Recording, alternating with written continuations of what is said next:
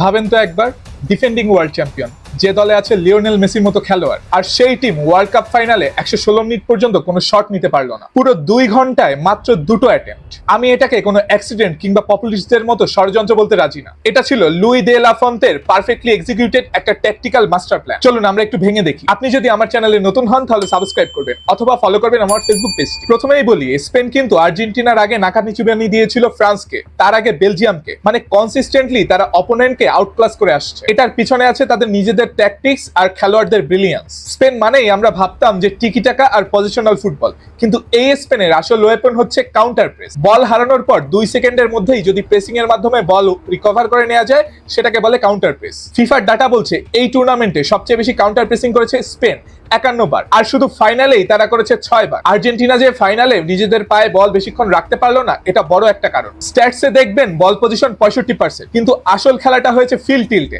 76%। মানে স্পেন নিজেদের পায়ে বল রেখে খেলেছে মূলত আর্জেন্টিনার হাফে। স্পেনের ডিফেন্ডাররা হাইলাইনে উঠে এসে স্পেস কমপ্লেস করে দিয়েছে, আবার বল হারালেই 7-8 জন রেড শার্ট খেলোয়াড়রা আর্জেন্টাইন খেলোয়াড়দেরকে ঘিরে ধরেছে। ম্যাকালিস্টার কিংবা এনজো বল পেলেই ছিলেন সারাউন্ডেড, শুধু আউট দা বলে কমফোর্টেবল ছিলেন নিকো গঞ্জালেস, কিন্তু তাকেও পেদ্রো পোরো কঠিন মার্কিং এ রেখেছিলেন। আর স্পেনের হাইলাইনের পেছনের ইন্স্যুরেন্স উনাই সিমন। অনেকেই বলছেন যে এক ম্যাচে এমি মার্টিনেজ যা সেভ করেছে, পুরো টুর্নামেন্টে সিমন তার চেয়েও কম সেভ করে কিভাবে গোল্ডেন গ্লাভস পায়। আসলে তার রোলটা ছিল সুইপার কিপার, মানে গোল পোস্ট থেকে এগিয়ে যেও বাইরের দিকে সে অপারেট করত। সে আসলে অসাধারণ খেলেছে এই রোলে। আপনাদেরকে ডাটা দিয়ে বোঝাই, এই বিশ্বকাপে গড়ে প্রতি ম্যাচে 3.4টা ডিফেন্সিভ অ্যাকশন সে পেনাল্টি বক্সের বাইরে নিয়েছে, সেটাও গোল লাইন থেকে গড়ে 22 মিটার দূরে। ডিফেন্সিভ অ্যাকশনস মানে বল ক্লিয়ারেন্স, ইন্টারসেপ্ট, রিকভারি ইত্যাদি। তার মানে গোলকিপারের কাজ যে শুধু গোল পোস্টে দাঁড়িয়ে সেভ করা না, বরং অন্যভাবে সে নিজের যোগ্যতার প্রমাণ দিয়েছে, যে কারণে তাকে সেভই করতে হয় না। এই যে দেখুন, ফাইনালেও মেসি যখন থ্রু বলে প্রায় 1-on-1 সিচুয়েশনে পাচ্ছিলেন,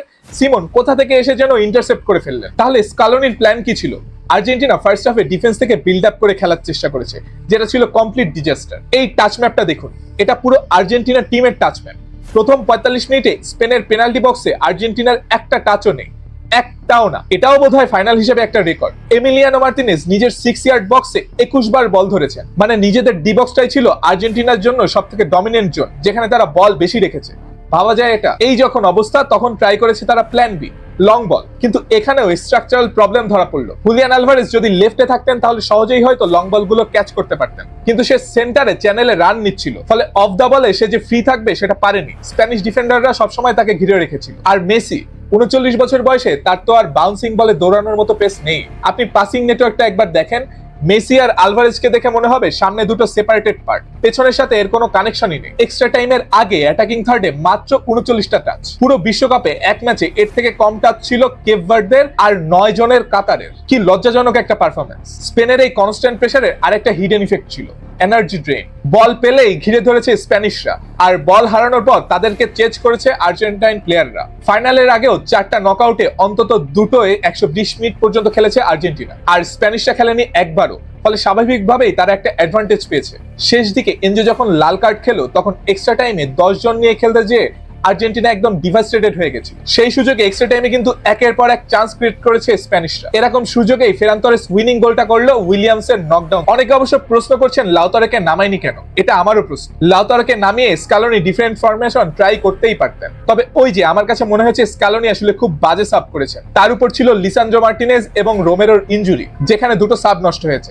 আবার শেষ দিকে তারা যখন 10 জনে পরিণত হয়ে গেল, তখন ডিফেন্ডার নামিয়ে তারা চেয়েছে খেলাটাকে পেনাল্টিতে টেনে নিয়ে যেতে। কারণ এই ম্যাচে আর্জেন্টিনা কিন্তু ডিফেন্স ভালো করছিল, তাদের ডিফেন্ডারদের মধ্যে বোঝাপড়া আর পজিশনিং বেশ ভালো ছিল, যে কারণে ইয়ামাল, ওলমো বা ওয়ারবাইজেলরা অন্য ম্যাচে বেশ ভালো স্পেস পেতেন বা চান্স ক্রিয়েট করতেন, সেটা এই ম্যাচে খুব সহজে পারেননি। তবে এই স্পেন শুধু বল দিয়ে না, বল ছাড়াও জিতেছে। Position with purpose, pressing with intelligence. তারা প্রমাণ করলো যে মডার্ন ফুটবলে স্পেসই আসলে সবচেয়ে বড় কারেন্সি, এবং সেই স্পেসই তারা কিনে নিয়েছিল পুরো 120 মিনিটের জন্য। শেষ বিশ্বকাপ ম্যাচে মেসির তাই আর কিছু করার ছিল না। ভিডিওটি ভালো লেগে থাকলে লাইক, কমেন্ট ও সাবস্ক্রাইব করবেন। দেখা হবে পরের ভিডিওতে। ধন্যবাদ।